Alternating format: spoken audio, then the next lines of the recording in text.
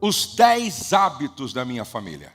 Os 10 hábitos da minha família. Depois de 28 anos trabalhando com casais e família, depois de construir um portfólio que me dá autoridade para falar sobre esse assunto, muitos me perguntam: Josué, quais são os 10 principais hábitos da sua família? Quais são os 10 principais hábitos da sua família? Nós vamos ler um texto, que é um texto que nos fala de valores. Se nós tivéssemos a oportunidade de conversar com Jesus e perguntássemos para ele: Jesus, quais são alguns dos valores do teu reino?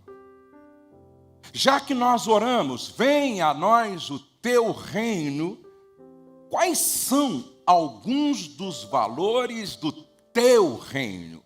Ele diria: leia capítulo 5 de Mateus, leia capítulo 6 de Mateus, leia capítulo 7 de Mateus, porque o Sermão da Montanha é um código de ética carregado de valores do meu reino.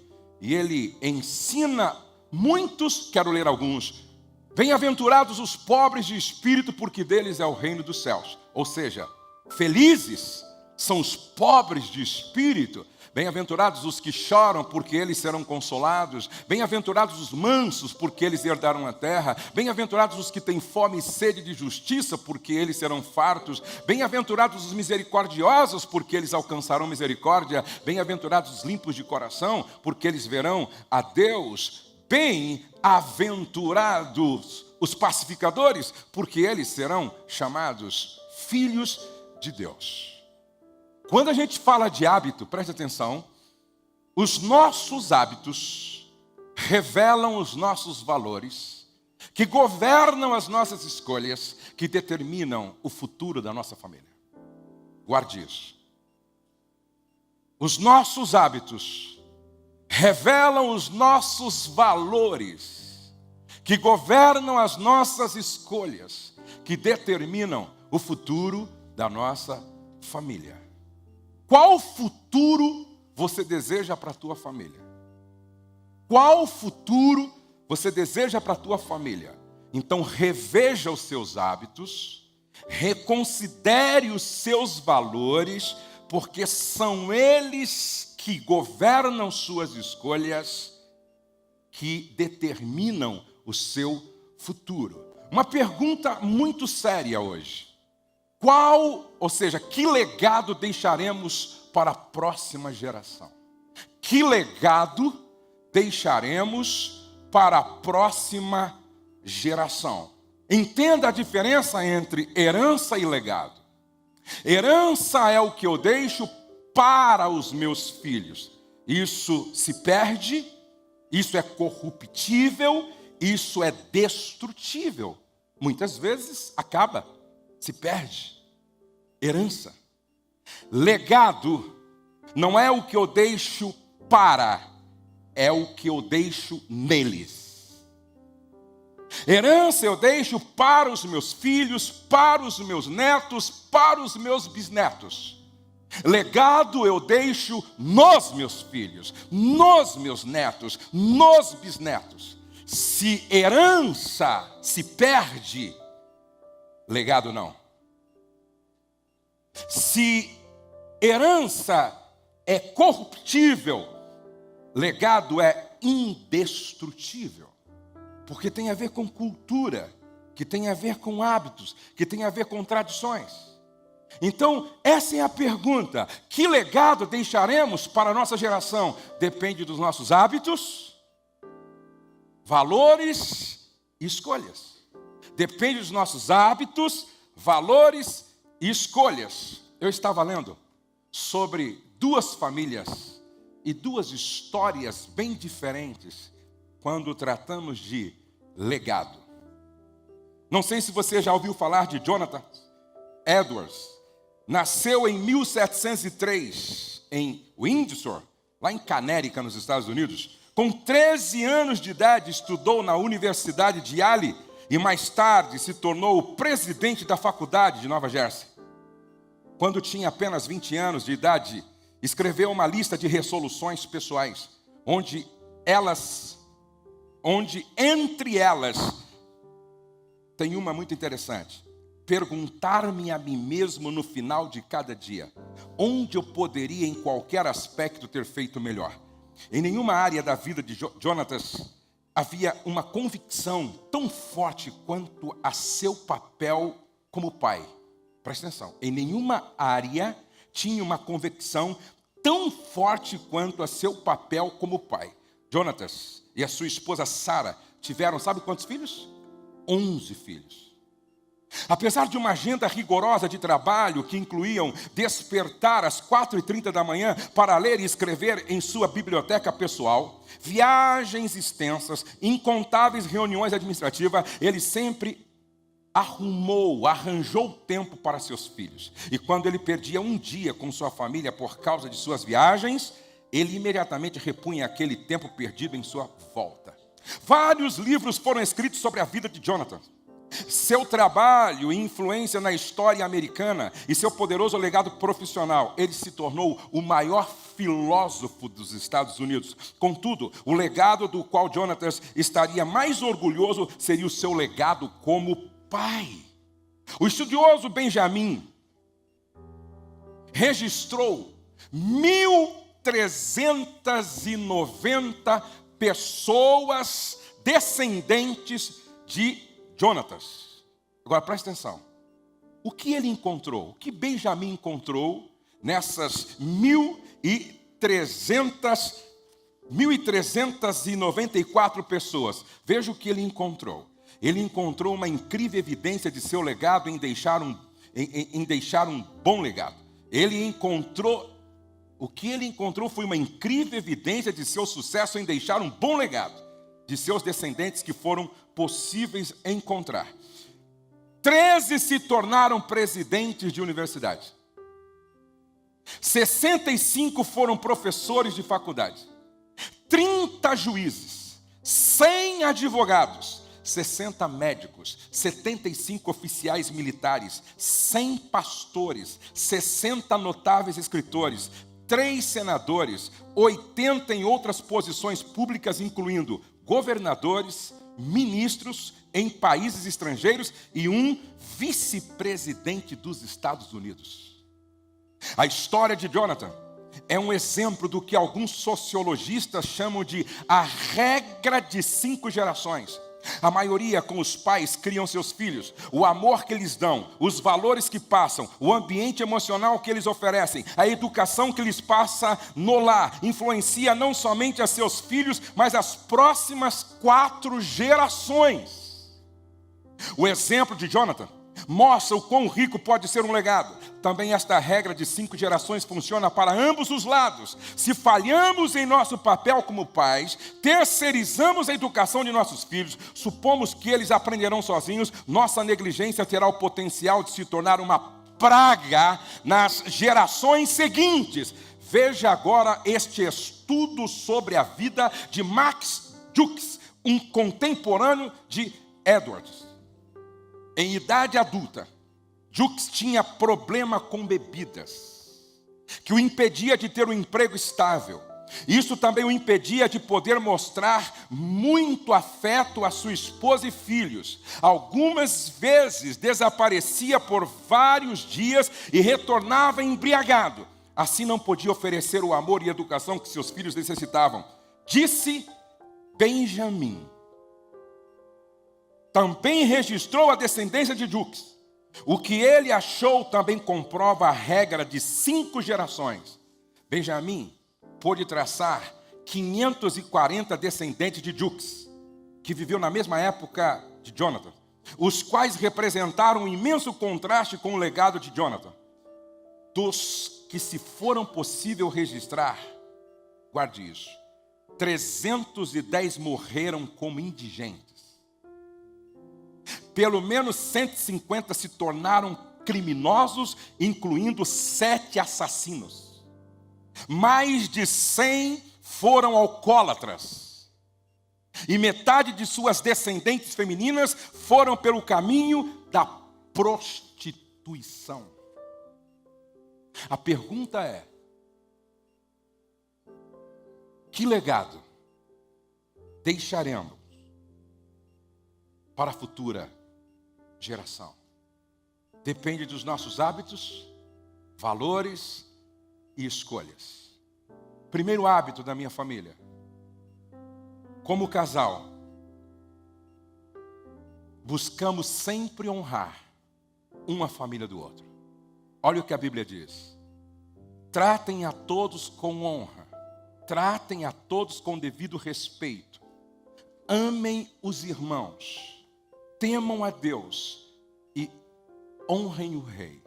Essa foto mostra o dia da celebração do aniversário da minha mãe de 80 anos.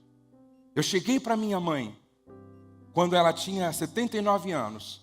Eu disse: mãe, o ano que vem a senhora completa 80 anos.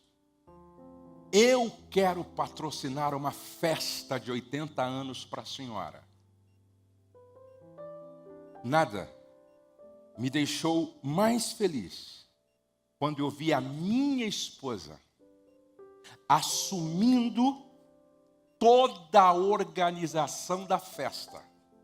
E eu pensei que seria uma festa só para minha mãe convidar algumas amigas dela, de 85 anos, de 90 anos, algumas que ela não via há 25 anos. Para minha surpresa, a minha esposa preparou uma festa para minha mãe que muitos não tiveram no dia do seu casamento.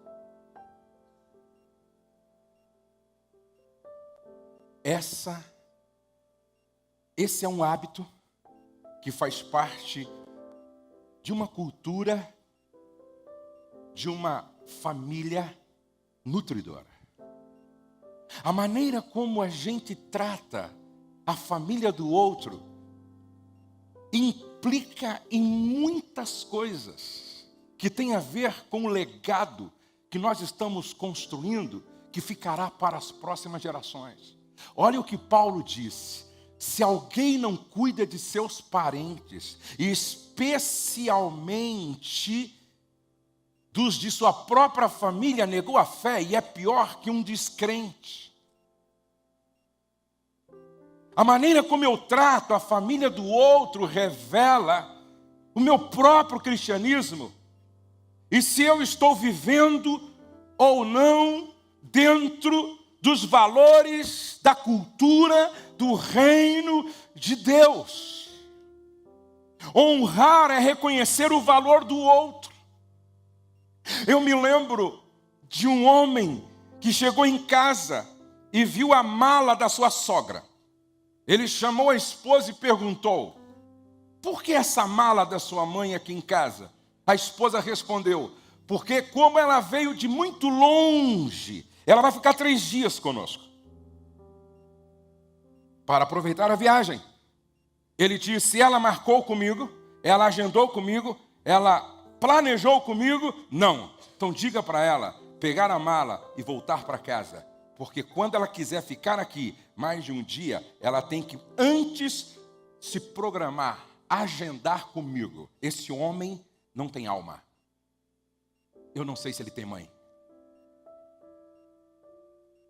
Algumas pessoas não entendem porque áreas da sua vida estão estagnadas. Algumas pessoas não entendem porque muitos prosperam segundo Deus e outros, apesar do potencial, da competência, não prosperam, ou se prosperam, não contam com a bênção de Deus sobre essa pseudo-espiritualidade, prosperidade. Por quê? A Bíblia diz que 2 coisas acontecem quando eu planto a semente da honra. Primeiro, eu colho longevidade. Segundo, eu colho prosperidade segundo Deus.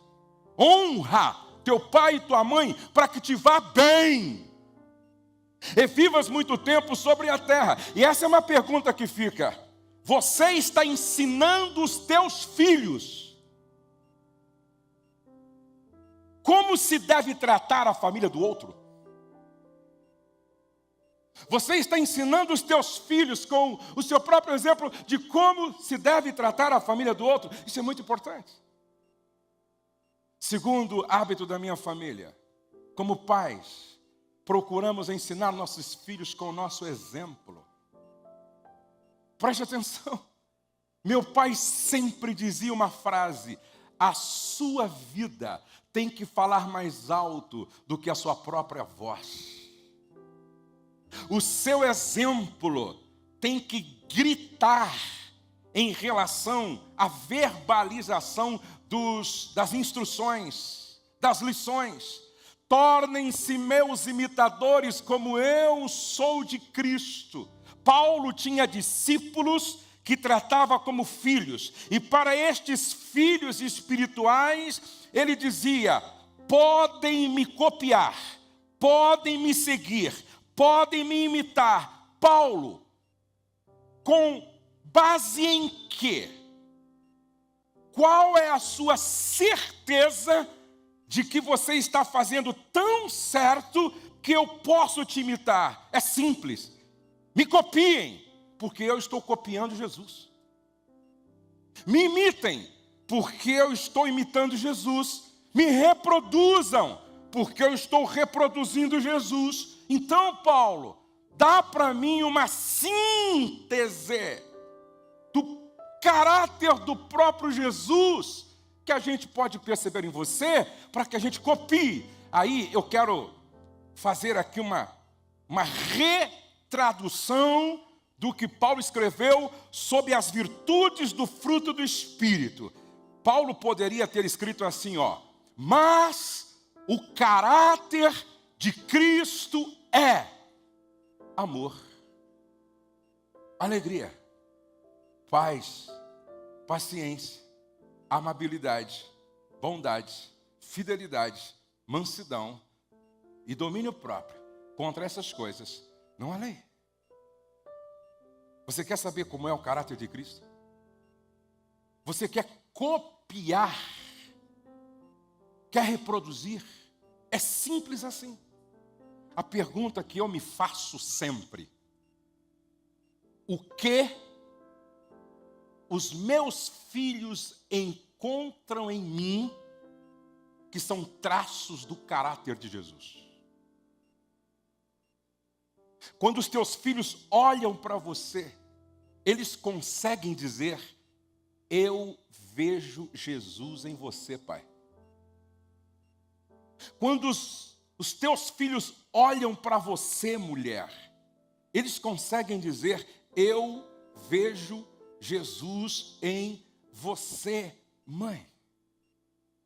Me lembro que eu estava ministrando em uma casa e um jovem marido quis conversar comigo depois.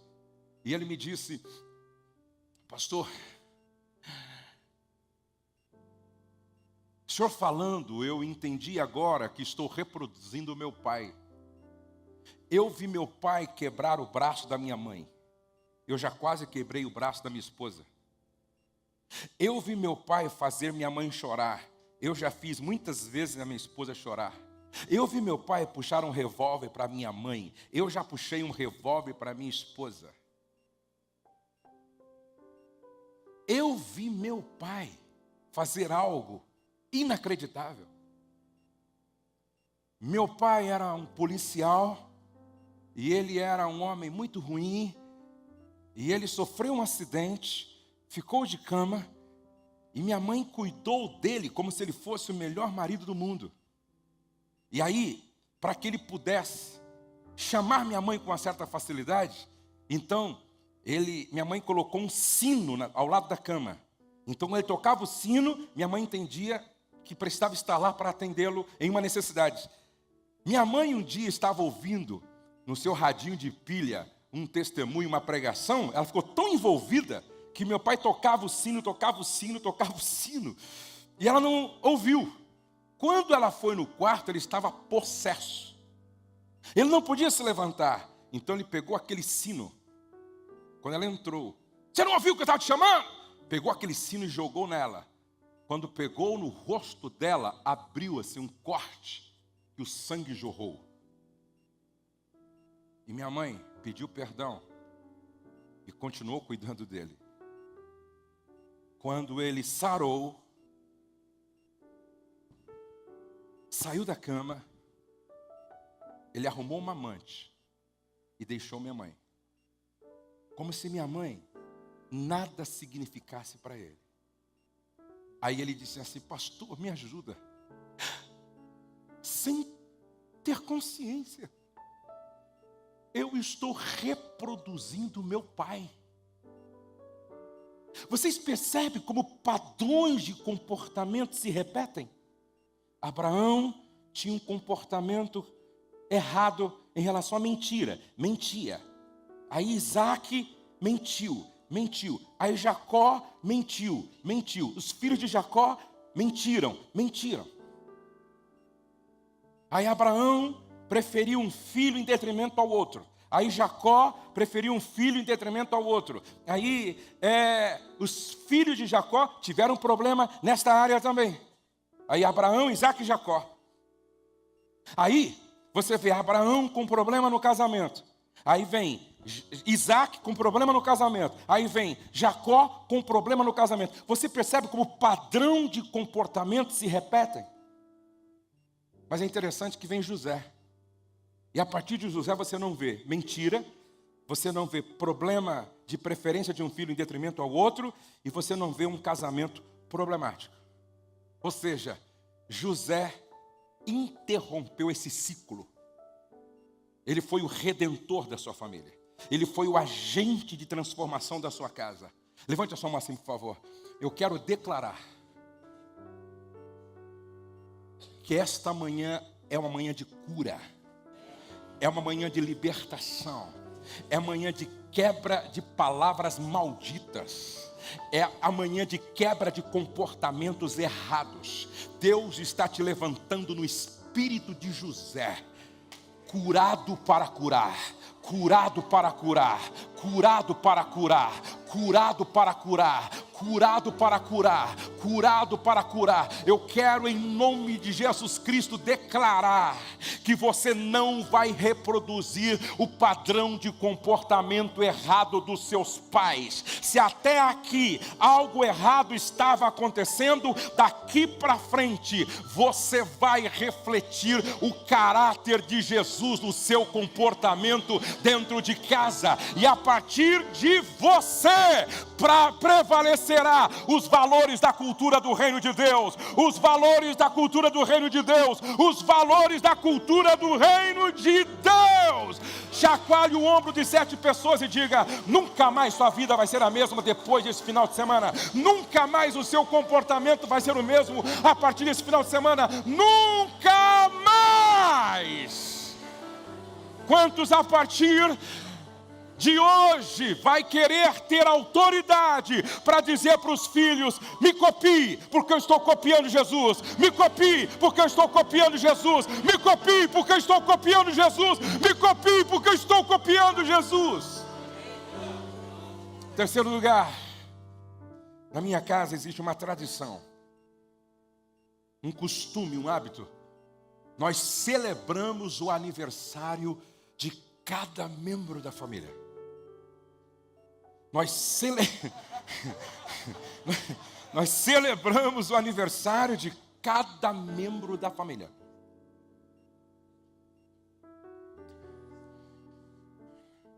Eu, a Rose, Letícia, Felipe, Joaquim, Douglas, Valéria, Pedro, Luísa, Davi, Joaquim, 11. E agora Cauane, 12. Ô, Cauane, estou esquecendo de você. 12. 12 comemorações. 12 celebrações. Dá uma olhadinha lá, ó. Aqui aniversário de Joaquim. Aqui meu aniversário. Olha o que a Bíblia diz, Salmo 118, 24. Este é o dia em que o Senhor agiu. Alegremo-nos e exultemos neste dia, porque foi o dia em que você nasceu. Este é o dia em que o Senhor agiu. alegremos-nos e exultemos neste dia, porque foi o dia em que você nasceu. Isso é tradição, repete comigo, tradição. Só as mulheres, tradição. Só os homens, tradição. Por que a cultura judaica é milenar? Porque eles não abrem mão de tradições. Kippar, tradição. Mezuzá, tradição. Sábado, tradição. Páscoa, tradição. Festa dos tabernáculos, tradição. Festa dos pentecostes, tradição. Abençoar filhos, tradição. Eles não abrem mão de tradição. Preste atenção, por que tradição é importante? As tradições familiares são transmitidas de maneira consciente ou não, de forma explícita ou discreta, podem ser boas ou perniciosas. Por isso é importante que haja uma ação deliberada de desenvolver e reconhecer as tradições positivas, de modo a perpetuá-las, independente do nível social, posição geográfica ou de raças. As tradições ajudam, olha só, na identidade de seus integrantes, aumentam a conexão, o compromisso e a lealdade do grupo. Por que a preservação das tradições são vitais para uma família? O escritor Stephen Covey, em seu livro 7 Hábitos das Famílias Eficazes, diz: as tradições nos ajudam a compreender quem somos.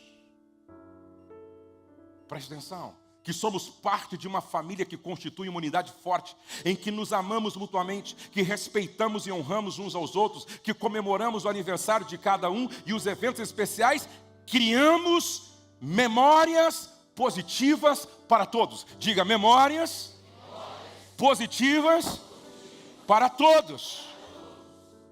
Por que o filho pródigo voltou para casa? Levantar-me-ei e irei ter com o meu pai. Memórias que o pai gerou nele, memórias positivas. Quando você celebra o aniversário, você está mostrando para todos que a família constitui em uma unidade muito forte. Quando você celebra o aniversário, você está demonstrando respeito e honra. Você está criando memórias positivas que fortalecem esse sentido de coletividade e unidade da família. Quantos vieram aqui para mudar? Diga amém. Quantos vieram aqui para um processo de transformação? Diga amém. Quantos a partir de hoje querem sair daqui com uma decisão? Repete comigo, decisão. Decide o futuro da minha família. Mais forte, decisão. Decide o futuro da minha família. Quantos querem sair daqui decididos a partir de hoje? Não vai passar em branco nenhum aniversário da minha família. Levante a mão. Quantos querem sair daqui decididos? Decididos. Levante a mão aí, irmão. Levante a mão aí. Ô, irmão, levante a mão aí.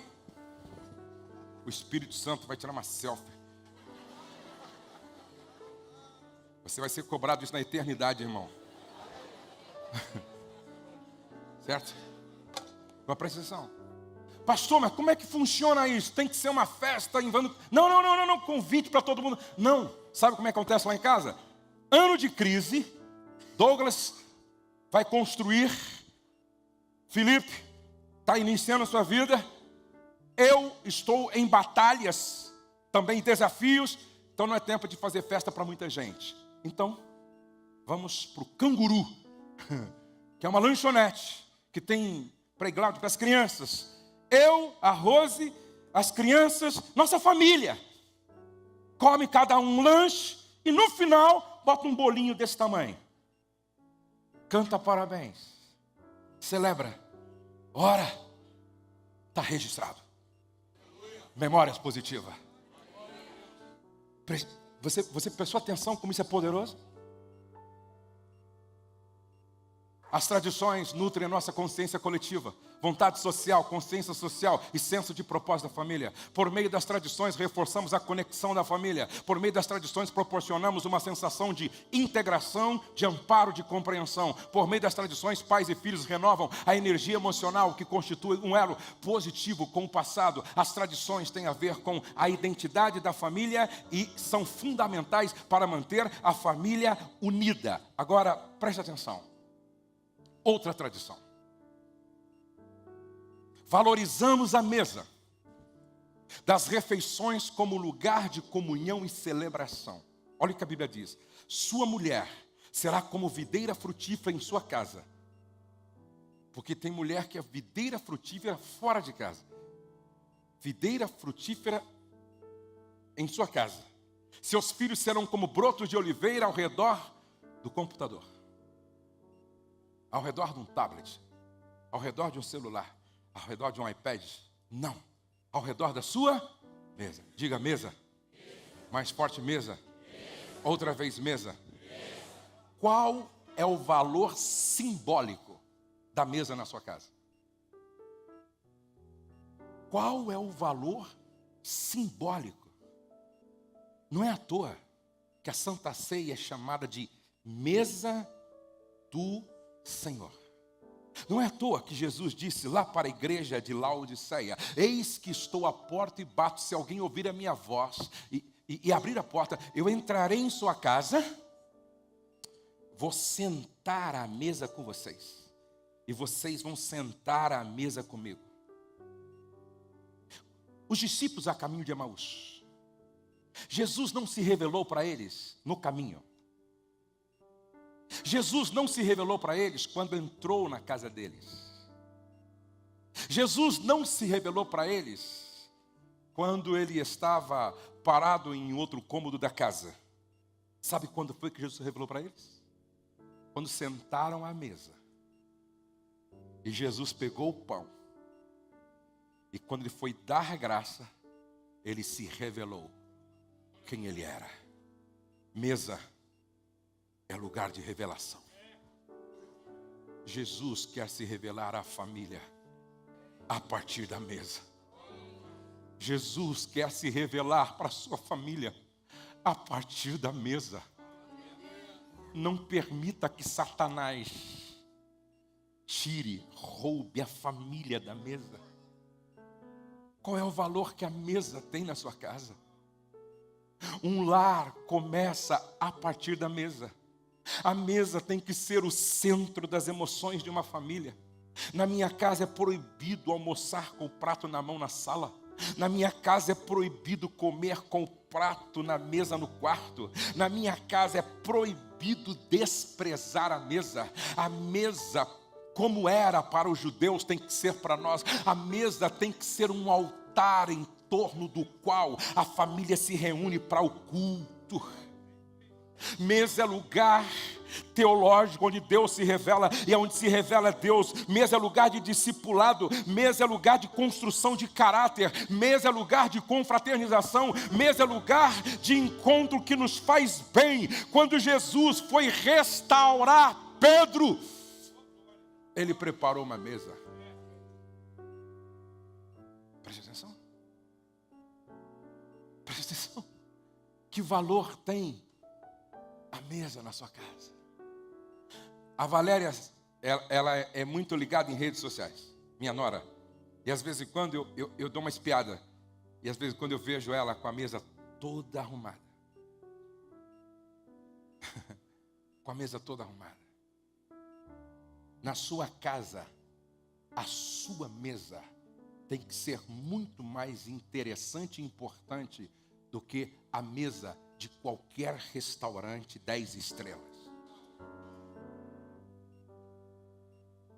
Preste atenção.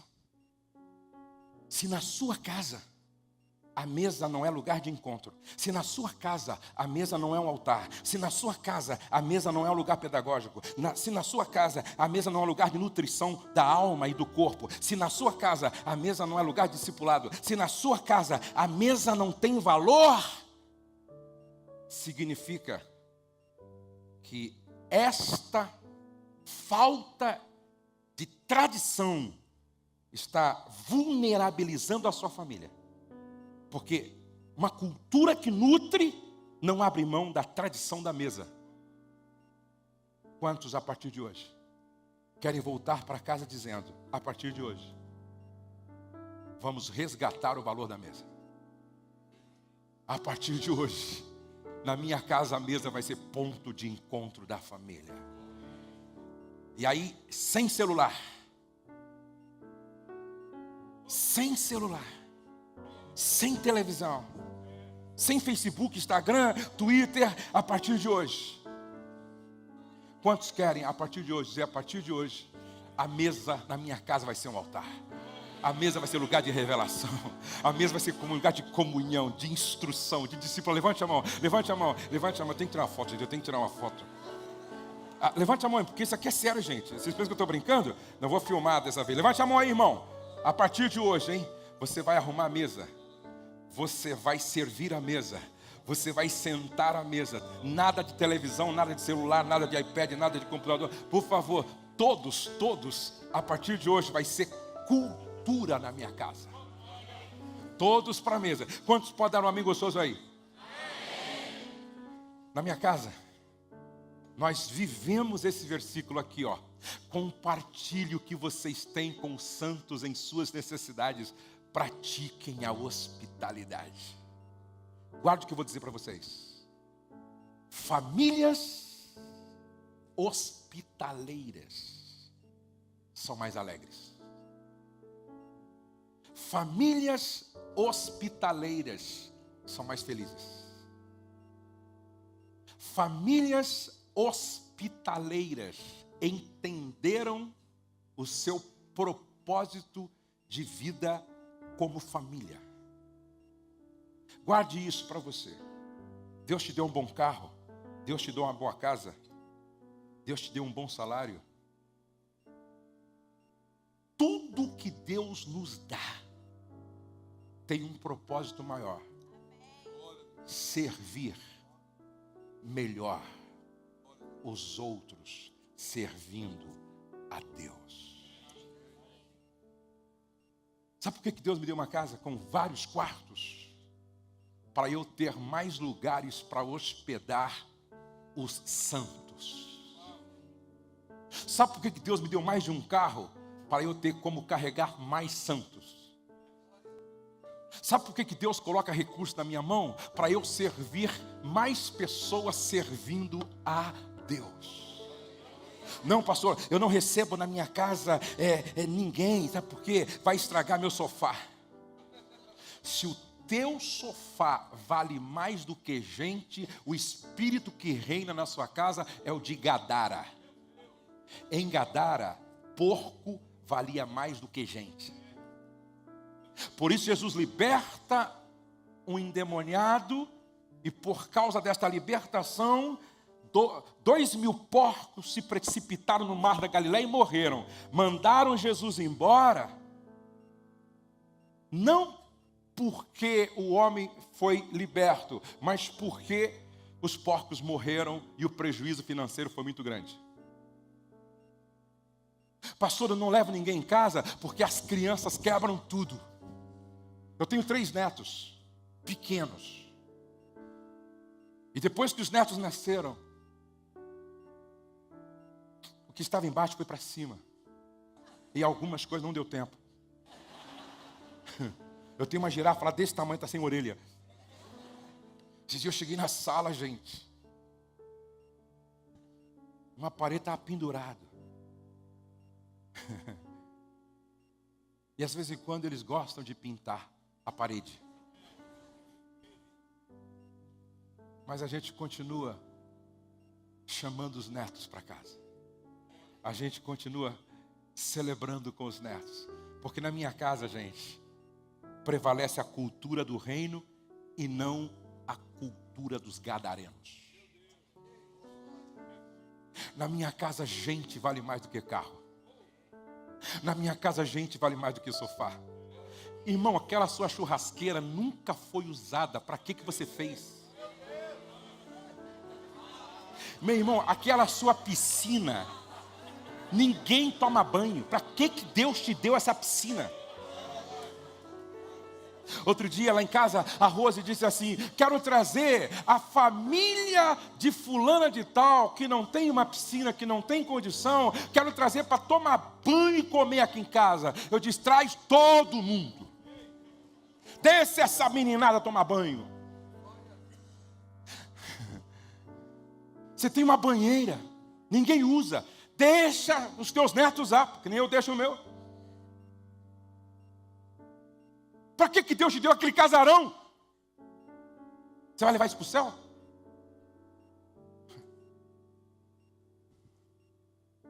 Na minha casa, a gente gosta de receber pessoas. Está vendo ali, ó? É assim, tem que ser assim, ó. Quando a gente construiu a casa, a Rose falou, eu falei assim: Rose, vamos fazer uma churrasqueirinha aqui. Eu disse: não, tem que ser churrasqueira, tem que ser forno de lenha, tem que ser forno de pizza, porque vai vir a sogra, sua mãe, vai vir os cunhados, vai vir os irmãos, a gente tem que fazer pizza e tal. Aí, Copa do Mundo, eu gosto de Copa do Mundo, sabe por quê? Eu levo todo mundo lá para casa. Eu tenho uma sala grande, cabe umas 60 pessoas, aí a gente monta lá um telão e chama todo mundo lá para casa, vai aquela, é uma turma, é uma congregação, gente, vai todo mundo e a gente faz uma festa enorme. Praticai a hospitalidade. Repete comigo assim: família hospitaleira é mais feliz. Família hospitaleira é mais alegre. Família hospitaleira é a mais abençoada. Minha irmã, se você não gosta de receber ninguém, Deus vai te converter hoje aqui. Não é praga não, mas eu vou deixar uma palavra aqui. Se você não está sabendo usar o que Deus tem te dado, Ele vai parar de dar.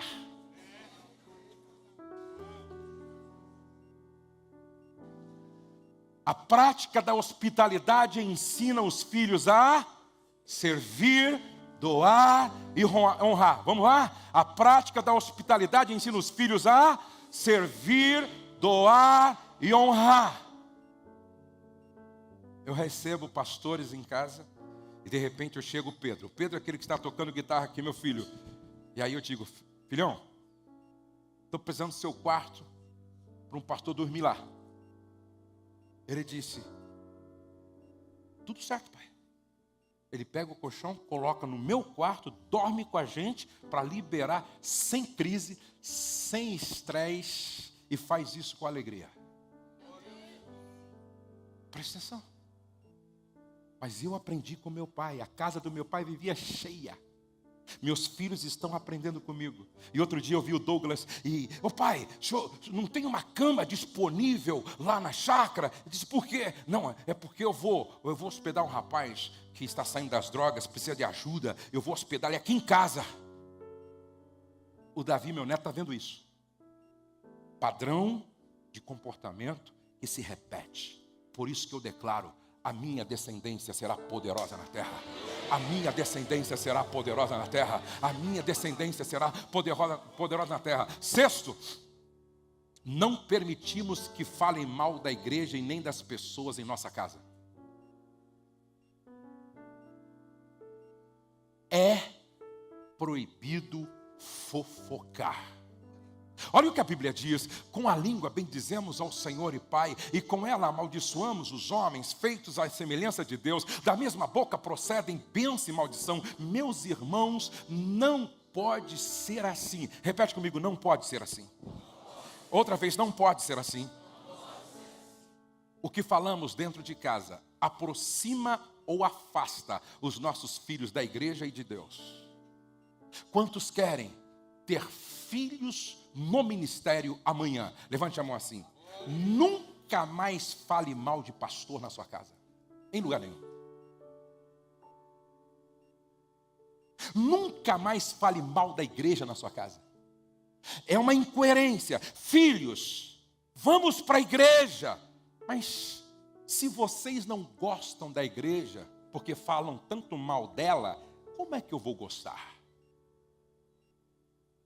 Os meus filhos se apaixonam por aquilo que me apaixona. Guarde, por isso que quando Moisés escreveu, ele diz assim, que Deus através de Moisés, que estas palavras que hoje te ordeno, estejam dentro de vocês, para depois ensinar aos filhos. É por isso que Josué dizia, eu e a minha casa. Eu e a minha casa. Começa de mim. Eu e a minha casa. Repete comigo. Eu. Tem que começar de mim. Vamos lá. Eu. Tem que começar de mim. Outra vez. Eu. Tem que começar de mim. Qual é o assunto no almoço na sua casa? O presbítero? O evangelista? O pastor? O adultério do outro? Gosto do pensamento que ouvi do Abe Uber. Não fale mal do teu irmão que errou ontem, porque você não sabe o que aconteceu entre ele e Deus esta noite. Não fale mal de quem pecou ontem, porque você não sabe o que aconteceu entre ele e Deus esta noite. Fale das virtudes. E se você quiser, você encontra qualidade até no diabo. Tinha um irmão que via a virtude em tudo, a qualidade de todos, e ele perturbava, porque ele era positivo demais, otimista demais, e ele só via o lado bom de tudo. Aí um irmão invocado perguntou para ele, cara, você não vê defeito, você não vê vício, você não vê o lado ruim de nada. Então me responde, e o diabo? Parou. Ele era caipirão antes. Ô rapazinho trabalhador.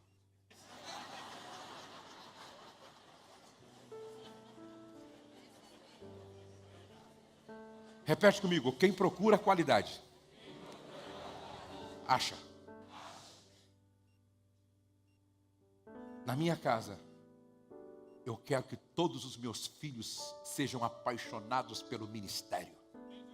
O Pedro está tocando, o Douglas está pregando, a Letícia está envolvida comigo lá no meu ministério. Eu quero que os meus netos sejam apaixonados pelo ministério. Eu quero que a minha família seja apaixonada pela igreja. Eu quero que os meus filhos sejam apaixonados pelo meu ministério. Eu quero que os meus filhos falem da obra de Deus com boca cheia. E a maneira como a gente faz isso é determinada pelas conversas na mesa, pelas conversas na sala. Olhem para cá. Nunca aceite que os teus filhos quebrem o princípio de autoridade, toquem em autoridade. Promovam a noiva do Cordeiro. Promovam o ministério da igreja. Faça disso um hábito e um costume. 7º, aí vem uma outra tradição. Saímos de férias com toda a família uma vez por ano. Saímos de férias com a família uma vez por ano. Repete comigo, a vida não é feita só de trabalho. Outra vez, a vida não é feita só de trabalho. Havia muita gente indo e vindo, a ponto de eles não terem tempo nem para comer. Repete comigo, não tinham tempo nem para comer. Você come com o prato na mão? Você come de pé? Você toma café de pé? Você almoça com 3 celulares na mesa? Alguma coisa está errada. Eles não tinham tempo nem para comer. Jesus começou, e aí eu pergunto, o que eles estavam fazendo pregando? O que eles estavam fazendo expulsando demônios? O que eles estavam fazendo envolvidos no trabalho do reino? Presta atenção, você pode perder Deus de vista trabalhando para Deus. Eu vou repetir, você pode perder Deus de vista trabalhando para Deus. O ativismo é um aplacador de consciência que faz você subir correndo a escada para descobrir que a sua escada estava na parede errada. Escute, Jesus lhes disse: venham comigo para um lugar deserto e descansem um pouco. Agora, eu quero chamar a sua atenção para o sábado. Quando as pessoas leem sobre sábado, não, pastor, isso tem a ver com a lei. Sim, mas é uma lei moral que é atemporal, acultural. Quando você entende o porquê do sábado, você para. Leia o Decálogo e perceba que todos os mandamentos são curtinhos. Não adulterarás. E todos os outros são assim, ó, certo? Curtinho, curtinho, curtinho, curtinho, curtinho, curtinho. Quando chega no sábado, o sábado é o mandamento que tem um maior texto. Vamos ler. Lembra-te do dia de sábado para santificá-lo. Trabalharás 6 dias e neles farás todos os teus trabalhos, mas o 7º dia é o sábado dedicado ao Senhor teu Deus. Nesse dia não farás trabalho algum. Nem tu, nem teus filhos ou filhas, nem teus servos ou serva, nem teus animais, nem os estrangeiros que morarem em tuas cidades. Pois em 6 dias o Senhor fez os céus e a terra, o mar e tudo o que neles existe. Mas no 7º dia descansou. Repete comigo: Deus trabalhou, eu tenho que trabalhar. Deus descansou, eu tenho que descansar. Portanto, o Senhor abençoou o 7º dia e o santificou. O povo de Israel ficou centenas de anos no Egito. Depois que José morre, o sofrimento foi assim extremo. Eles trabalhavam segunda, terça, quarta, quinta, sexta, sábado, domingo, segunda, terça, quarta, quinta, sexta, sábado, domingo, de manhã, à tarde, à noite, segunda, terça, quarta, quinta, sexta, sábado, domingo. Não tinha pausa, não tinha parada. Quando esse povo sai do Egito, só havia uma maneira de Deus corrigir isso. Estabelecer uma ordem, estabelecer uma lei. E uma lei moral, uma lei espiritual. Vocês vão trabalhar 6 dias, porque vocês não são máquinas. A vida não é feita só de trabalho. Você não foi criado com uma estrutura física, emocional, mental, que suporte uma vida sem pausa, uma vida sem parada, uma vida sem sábado. E sábado é Shabá, descanso. Literalmente falando, parada. Deus precisa curar o povo a partir da sua mentalidade. Deus estava mostrando para ele: vocês não são escravos mais. Vocês são filhos. Vocês não são escravos. O ativismo crônico faz de nós escravos como os israelitas eram no Egito. Presta atenção. Sábado é um convite para uma parada a fim de respirarmos o ar da eternidade. Gosto disso. Um convite para respirarmos o ar da eternidade. 4 princípios do sábado bíblico. Número 1, pare. Pare. Não faça nada relacionado ao trabalho. Pare. Essa é a ideia do sábado. Não faça nada relacionado ao trabalho. Seu trabalho tem a ver com internet? Desliga. Seu trabalho tem a ver com pesquisas lá no Google? Desliga. A ideia é: não faça nada relacionado ao trabalho. Sábado, para. Segundo, descanse. Durma sem peso de consciência.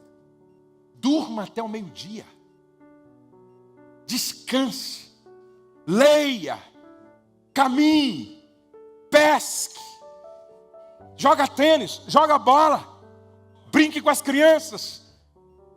Descanse. Alegre-se. Ali é deleite, tá? Deleite-se em tudo que Deus criou. Depois que Deus criou tudo, 6 dias de trabalho, o texto diz: e viu Deus que tudo era muito bom. Parece que eu vejo Deus deitado numa rede e olhando assim, disse: que maravilha. Eu gosto muito disso. Se você me acompanha no Instagram, você vai perceber que eu vivo tirando fotografia da natureza. Eu tiro fotografia do pôr do sol. Estou me deleitando. E viu Deus que tudo era muito bom. Eu tiro fotografia de lago. E viu Deus que tudo era muito bom. Deleite. Namora. Porque namorar também é deleitar. Você olha assim para a esposa naquele momento de excitação. Você diz: glória a Deus. Aleluia. Bendito seja o teu manancial. Não exagera, porque outro dia um irmão disse, falou em línguas quando estava gozando. Aí eu falei: meu Deus. Deleita, irmão, mas não tanto assim. Alegre-se. Alegre-se. Eu acho maravilhoso quando eu almoço com um irmão que ele saboreia a comida. Ele, que delícia. Que picanha. Que pudim. Pouco, hein, irmão? Pouco, senão engorda. Que pudim. Que suco. Que mamão. Que melancia. Que lugar. Deleite. Se alegre. Contemple. Contemple. Isso aqui tem a ver com adoração. Isso aqui tem a ver com culto. Repete comigo: pare. Descanse. Alegre-se. Contemple. Olhe para cá. Eu tenho dado conselhos para vários discípulos. Esses dias eu estava almoçando com um homem muito rico. Ele me convidou para passar 3 dias na sua casa, na sua fazenda, para a gente pescar. Eu gosto de pescar. Foi nesse dia que nós pescamos um peixe de 40 quilos. Foi pesado, fotografado e filmado, para não dizer que é história de pescador. Aí, à tardezinha, sentamos assim, à beira do rio, e eu comecei a conversar com aquele homem. Ele é um homem muito rico, muito amigo, muito irmão, muito fiel, muito generoso. Perguntei para ele assim: quantas cabeças de gado você tem? Ele disse: acho que eu devo ter 250 mil cabeças de gado. Ah, inclusive, pastor, eu acabei de comprar uma outra fazenda, e essa fazenda me custou 350 milhões. Aí eu perguntei: quantos anos você tem? Ele disse: 54 anos. Vamos fazer as contas? Para 70 anos falta quanto? 16. Quando é que você vai usufruir de tudo o que Deus te deu? Daqui a pouco você estará com 70 anos. Quanto tempo você brincou com os teus netos? Quantas viagens você fez com a sua família? Qual o investimento que você fez em você mesmo? Presta atenção. Será que não está na hora de você parar de comprar gado? E usufruir do que Deus te deu? Será que não está na hora de você parar de comprar fazenda? E usufruir do que Deus te deu? Presta atenção. 16 anos passa assim, ó. Como vai sua saúde? Ele ficou parado assim. E preste atenção. Deus te deu recurso suficiente para você ter um sábado por semana, para você ter um tempo sabático por mês, para você ter um mês sabático por ano. Reprograme a sua vida. Eu li um livro, não é da minha editora, é de uma outra editora secular, mas marque aí que você precisa ler esse livro. Produtividade para quem quer tempo, de Jerônimo Temel. Produtividade. Esse livro do Jerônimo é excelente. Vai te ajudar a reorganizar sua agenda. Preste atenção. Esse ano eu ainda estou trabalhando muito por causa de um planejamento que eu fiz em função de algumas necessidades. Mas eu já estabeleci com a minha mulher que a partir do ano que vem, isso está determinado na minha mente. É um outro planejamento. É um outro planejamento. Sabe por quê? O Douglas cresceu e eu não curti como deveria. A Letícia cresceu, eu não curti como deveria. O Pedro cresceu, eu não curti como deveria. Então eu preciso curtir os meus netos crescendo. E eu não quero chegar aos 70 anos e olhar para trás e dizer, meu Deus, passou! E eu não fiz o que poderia ter feito. Nenhuma outra dor é maior do que a dor do remorso. Será que não está na hora de você repensar sua vida? Aí um outro amigo meu fazendeiro disse, pastor, o senhor tem razão, sabe por quê? Eu nunca quis tirar um mês de férias. Fiquei doente, obrigatoriamente fiquei um mês em casa e no hospital. E sabe o que aconteceu? Os meus negócios foram melhor administrados do que se eu estivesse lá. Não quebrou nada, não perdi nada. Então agora eu me programo para um mês sabático, para um tempo sabático. Se vocês me entendem, eu digo amém. Diga a partir de hoje, vou levar a sério o princípio da pausa do sábado. Estamos terminando? 8º, amamos estar envolvidos com a igreja. Não deixe o seu filho em casa. Pequeno, eu costumo dizer o seguinte, lugar de criança dormindo é na igreja. Lugar de criança correndo é na igreja. Lugar de criança brincando é na igreja. Lugar de filho é na igreja. Meu pai era chato com seus 9 filhos, gente.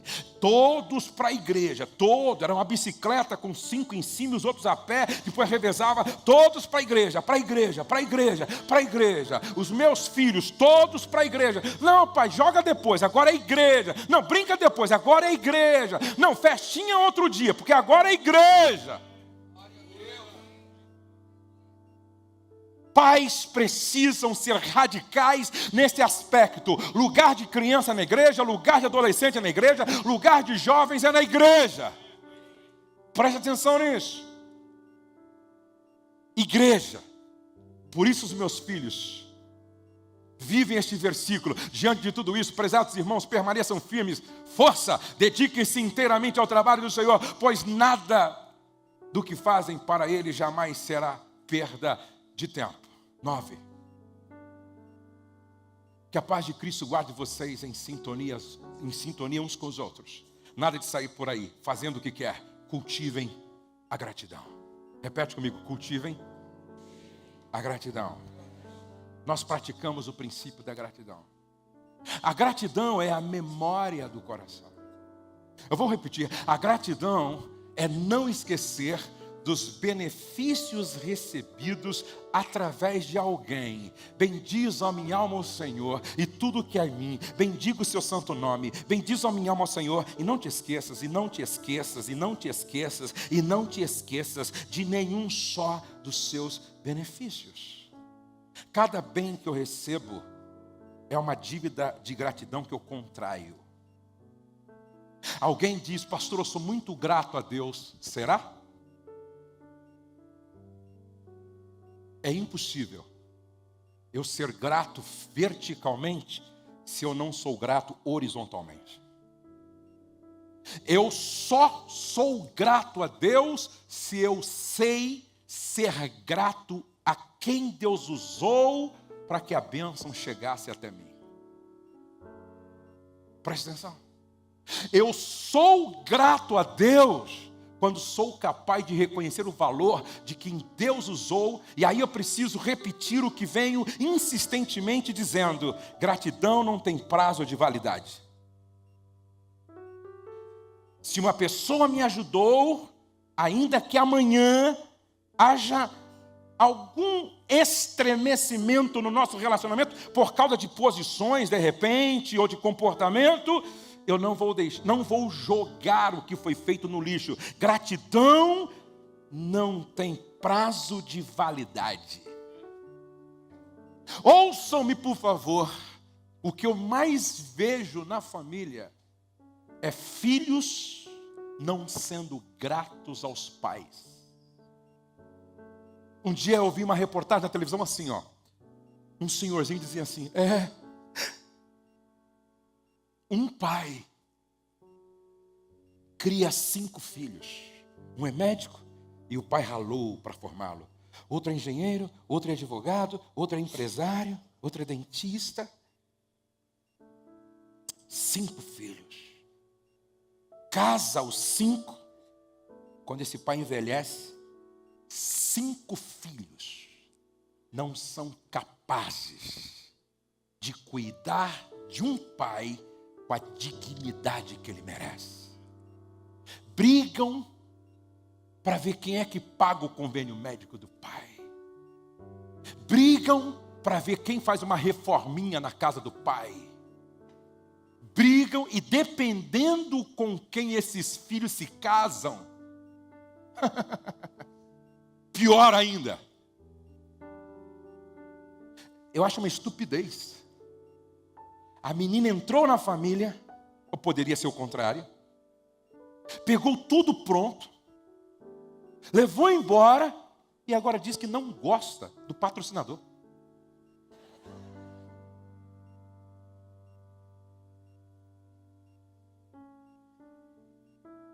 Você é grato aos teus pais? Você é grato à tua mãe, ao teu pai? Eu disse assim para minha esposa: tudo o que os nossos pais não puderam fazer para as nossas mães, nós faremos. Tudo. Quem paga o convênio médico da minha mãe e da minha sogra somos nós. Fazemos com muita alegria. A gente manda um reforço para a dispensa das duas todo mês. Eu não saio da casa da minha mãe nenhuma vez que eu a visito sem deixar lá uma semente. E o interessante é que ela já acostumou. Às vezes quando ela me liga: ô meu filho, você não vem me visitar?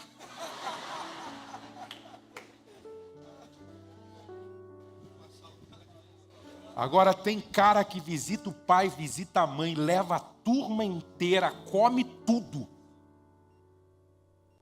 e não deixa nada. Olhe para cá. Como é que você trata a sua sogra? Se Deus tratasse você como você trata a tua sogra, que tratamento você mereceria?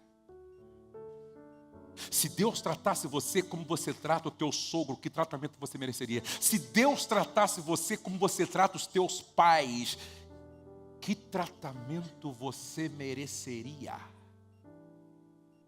Gratidão é uma chave que mantém a porta aberta. Quando eu sou grato, eu abro o céu e fecho o inferno. A ingratidão me faz fechar o céu e abrir o inferno para mim.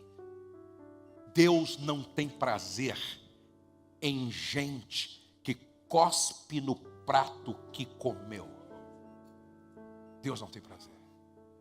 Você é grato àquele cunhado que te ajudou tanto. Você é grato àquela cunhada que te ajudou tanto. Você é grato àquela pessoa da sua casa que te ajudou tanto. Você é grato. A gratidão é a memória do coração. E por último, declaramos e demonstramos amor um ao outro no dia a dia. Isso aqui parece simples, não parece? Então uma voz dos céus disse: este é o meu filho amado, em quem me agrado. Um dia eu cheguei na minha sala, tinha um bilhete com um bombom grampeado e uma declaração de amor da Letícia. Um dia eu viajei e aí era dia das mães e aniversário da minha esposa. Eu errei na minha agenda, pedi perdão para ela. Disse: Rose, me perdoa, não tem como eu mudar. Eu assumi um compromisso no teu aniversário, dia das mães. Me perdoa. Há muitos anos atrás. E ela me perdoou e tal, e me despediu, abençoado. Mas quando eu cheguei aonde eu ficaria hospedado, que eu abri a minha mala, eu fui surpreendido com alguns bilhetes. E aí, quando eu abro, tinha um bilhete desse tamanho assim na mala. Quando eu leio, o que vocês acham que estava escrito lá? Sem juízo, prega de família e me deixa dia das mães do meu aniversário sozinha. É sempre assim. Todo homem é igual. Nunca faz. Não é assim que algumas fazem? Sabe o que minha esposa fez? Ela escreveu assim, ó: Jô, já estou com saudade. Volte logo. Te amo. Eu vou ler minha Bíblia, outro bilhete dentro da Bíblia. Meu amor, volte logo. Estou com saudade. Eu vou calçar o sapato, outro bilhete dentro do sapato. Te amo. Eu vou vestir o paletó, outro bilhete dentro do paletó. Te amo. Meu Deus, o fogo vai pegar quando eu voltar lá em casa.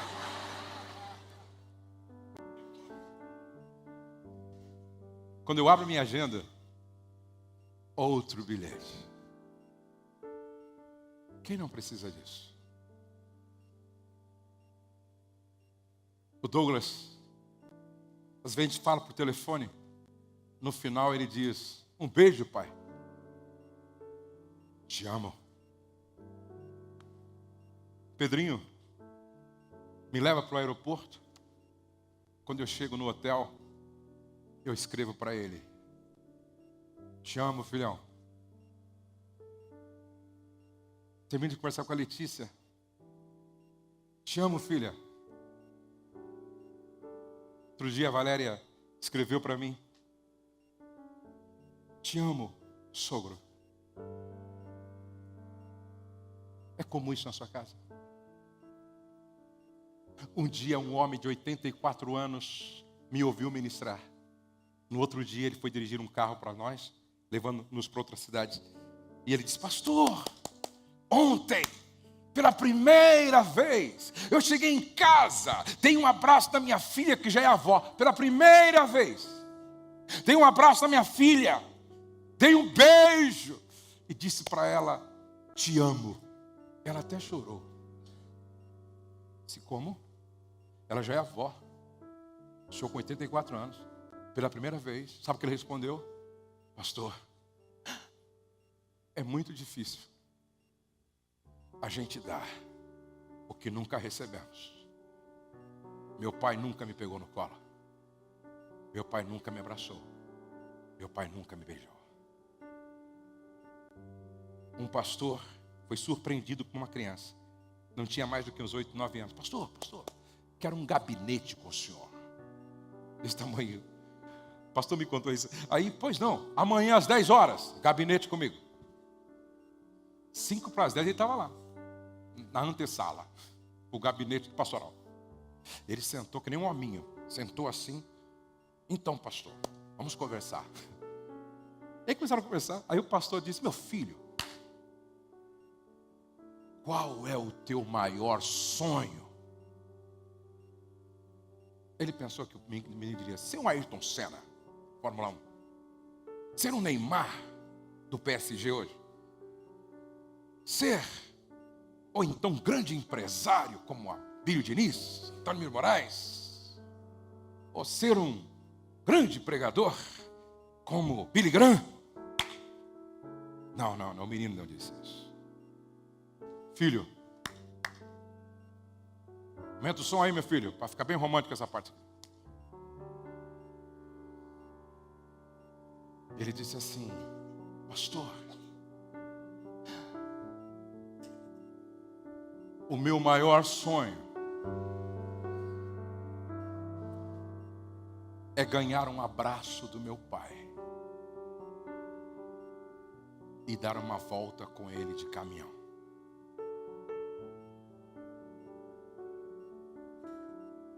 O meu maior sonho é receber uma demonstração de amor do meu pai. O meu maior sonho é dar uma volta de caminhão com meu pai, porque ele é caminhoneiro. Ele nunca me abraçou e ele nunca me levou para andar de caminhão com ele. A minha pergunta hoje é: qual é o maior sonho da tua filha? Qual é o maior sonho do teu filho? Pegue na mão da sua esposa. Feche os seus olhos e curva a sua cabeça. Senhor, se os nossos hábitos revelam os nossos valores, que governam as nossas escolhas, que define o nosso futuro, que os nossos valores sejam os valores do teu reino, que a cultura prevalecente no nosso lar seja a cultura do reino. Por isso, nesta manhã, eu oro: venha o teu reino. Pai nosso que estais nos céus, santificado seja o teu nome. Venha a nós o teu reino. Venha a nós o teu senhorio. Venha a nós o teu governo. Venha a nós a tua soberania. Venha a nós o teu controle absoluto. Seja feita a tua vontade em nosso casamento, como ela é feita no céu, em nossa família, como ela é feita no céu, em nossa casa, como ela é feita no céu. O pão nosso de cada dia nos dá hoje, e que esse pão colocado na mesa faça da mesa um lugar de gratidão, um lugar de culto, um lugar de reconhecimento do teu cuidado e da tua provisão. O pão nosso de cada dia nos dá hoje. Perdoa as nossas dívidas, Pai, porque aqui nós estamos manifestando graça, liberando perdão e pedindo perdão. Não nos deixes cair em tentação, mas livra-nos do mal, porque teu é o reino, o poder e a glória para sempre. Amém.